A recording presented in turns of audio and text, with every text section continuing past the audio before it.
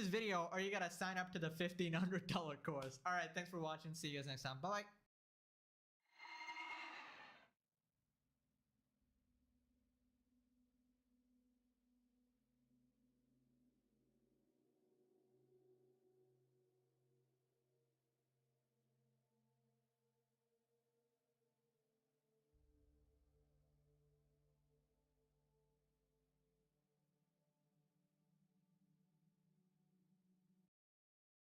Need Compromat to explain Trump's undying support for Netanyahu. Other day, he behaves as though there is just photographic evidence of his philia or something. I don't understand what this is. Like, it doesn't make any sense. And I know people will clip this and be like, Hassan doesn't want the hostages to be released. It's like, dude, there's a solution to releasing the hostages. It's called ending the genocide. What the is happening, man? I tried to mention this yesterday, but we'll see how successful they are in their attempt to occupy all of Gaza when they are being forced to make reserve battalions with soldiers up to 50 years old due to lack of manpower. I know. They can't do that without, like, forcibly conscripting the Haredi population, which will cause tremendous internal strife in Israel, in Israeli politics, because the Orthodox will say, no. There's just no way that Israel could just, like, maintain a permanent occupation of the Gaza Strip. I mean, it's tiny. The Gaza Strip is a tiny sliver of land, so I guess it's not as difficult. Careful. I thought we agreed that it was an occupation the entire time. Now you're saying that they couldn't have an occupation there? Or you're saying the occupation would be meaningfully different? Or what? As, like, Russia permanently occupying the entirety of Ukraine, or even the eastern Ukrainian territories. Wait, what? It's probably not a good idea to share. Either way, we're gonna lose, so maybe we just cut here. So there's nothing in the modern headphone world that's gonna look quite like it, which, you know, hey, that's also the Cybertruck effect. Like, all that means is some people are gonna love it because it looks different, and some people are gonna hate it because it looks different. And that's great, right? Design is subjective. Some people love our design, some people hate it. The most scary thing is, like, if we were to be just middle of the pack, nobody loves us and nobody hates us and, like, nobody cares about us, then there's no reason to even be. I love the Cybertruck when it came out, and I think the ad for Cybertruck even featured the Nothing Phone 1. When I got these in, I opened them up, and as I was holding them in my hands, checking them out, I liked how different and just how interesting they were until I put them on, because these do not look the way that I thought they would. They look really cool in photos and pictures when they're just still on a table not doing anything, but when they're on your head, I think they look kind of silly. That's kind of the opposite of, like, what I think. I feel like it looks way better on people's heads than like when it's lying on the table or in a render. You know, we worked with Jordan Hemingway on the campaign for Headphone 1. Those pictures look sick. People are wearing them and it looks sick. So I respectfully disagree. It's also not just about how it looks, but also how it makes you feel. But anyhow, let's keep going. Oh, these are kind of old school cool. I do like. You've got that kind of square, cost looking kind of vibe to them. What a... About how it looks, but also how it makes you feel. But anyhow, let's keep going. Oh, these are kind of old school cool. I do like. You've got that kind of square, cost looking kind of vibe to them. What a flipping vibe. When you go with a design like this, some people are gonna love it, some people are not gonna like it, but in this case, it looks like Linus loves it. It's funny that he mentioned cost, because I had the Porta Pro when I was younger. Sound was really good, but they weren't the most comfortable for me. In our office, some people just love the unique, retro-looking transparent design, and some people found it too distracting and didn't like it at all. So, hence proof, design is subjective. Correct. Sky is blue, grass is green, design is subjective. At the end of the day, it's really important that people resonate with designs of the products they pick and use. This is like something that the whole headphone industry has warped their brains about, just gestures and touch controls. Those suck compared to physical tactile controls. Like, I love the way this stuff is. These two controls back here are just awesome, straight up awesome. I love them. The moment I pick these things out of the box, I'm like, this is the way that headphones should be.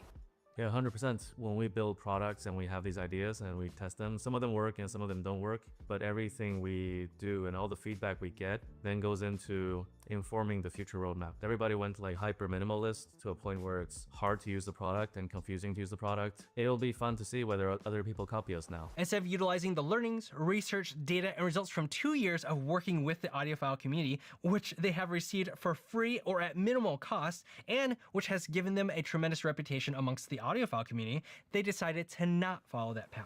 Yeah, that's an interesting way of looking at it. From our perspective, every field has its own expertise. When we developed wireless earbuds, we got really good over time. Throughout the process, we also worked with people who are good at wireless earbuds. We're really grateful for having worked with DMS. Headphones is a brand new space for us. Just like nothing products need to have a signature design, nothing audio products also need to eventually land on a signature sound. The thinking is like, we're not experts here. Show respect to a new category, find work with experts whilst building up your internal capabilities and finding your own signature sound. So when you put these on, the isolation from your environment, even without ANC, is really good. So then you turn ANC on, and it does a great job with room noise and general white noise. Turn the music up, and that's all you're really going to be hearing. I will say on the extreme end, it's about a notch and a half behind the Sony's. While we wait.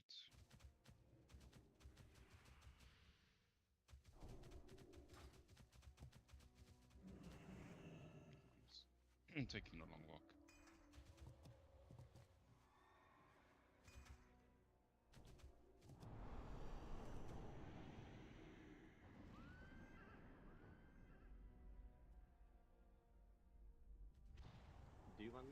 Do you want me to drag the boss towards the gate, or there's no need? You might as well, since we're lacking range DPS. It's actually going to be a good thing. Yep. So drag him to China, essentially. Because then melee can pump as much as possible while we're running back. Then maybe we can start from the other side as well. Yes, of course, of course.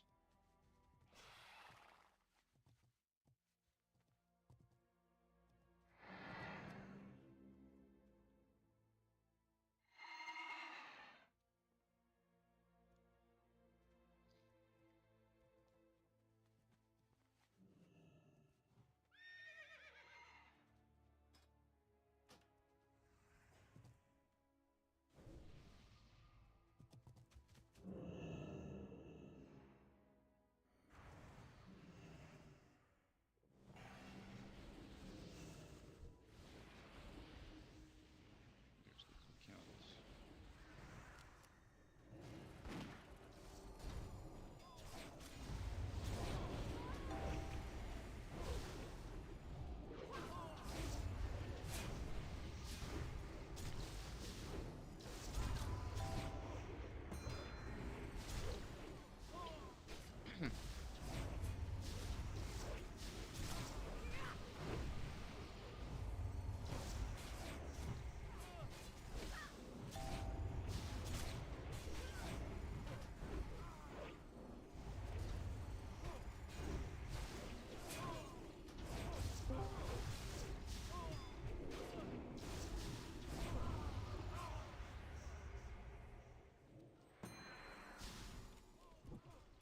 Get one more person outside.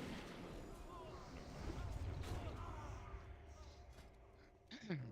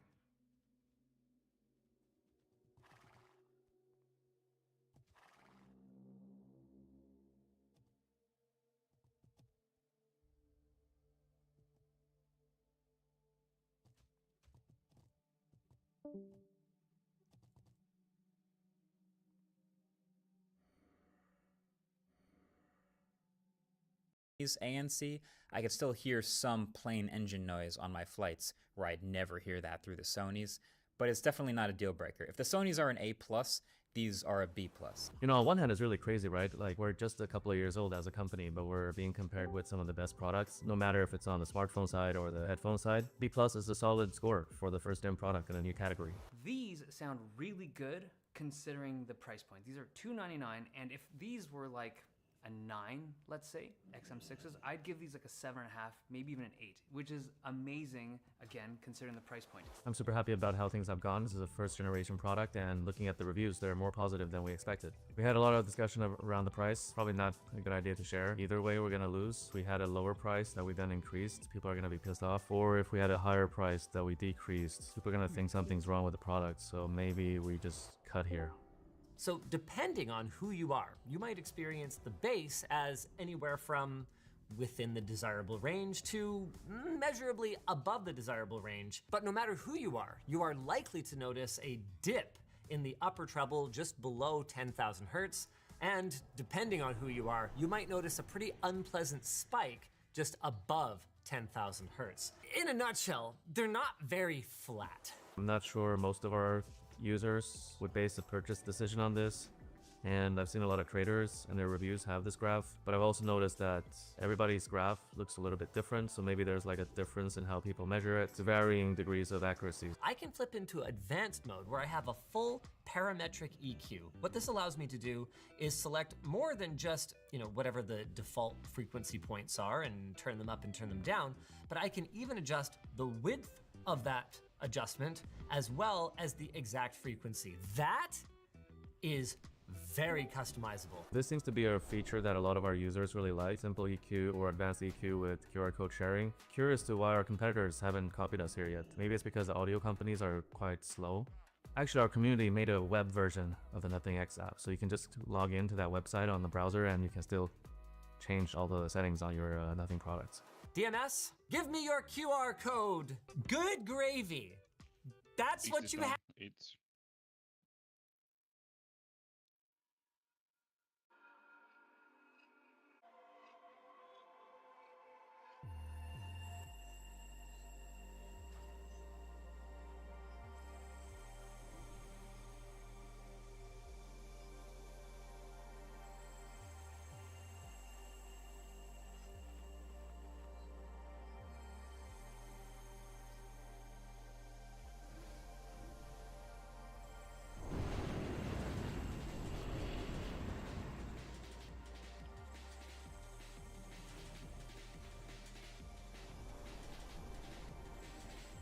we're gonna be starting on the other side, to where he is now. So everyone knows. So get the buffs, copy consumes, and then we'll mount that and go across.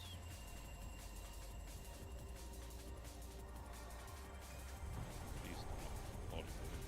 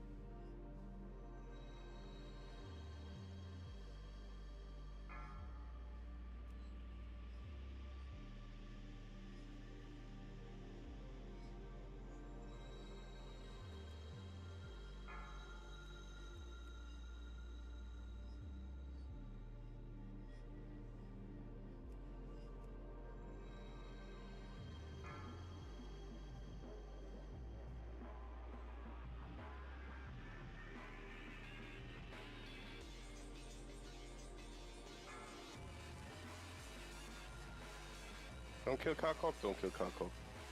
Just, no need to call that.